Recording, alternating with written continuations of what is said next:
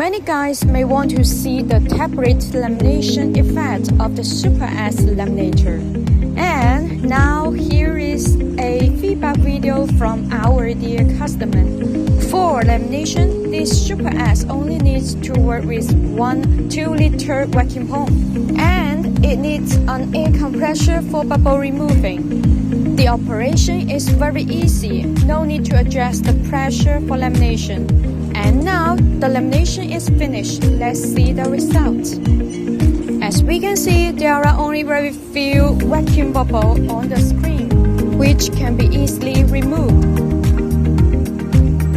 And now let's see the result after bubble removing. All bubbles are clear. Thanks for the feedback.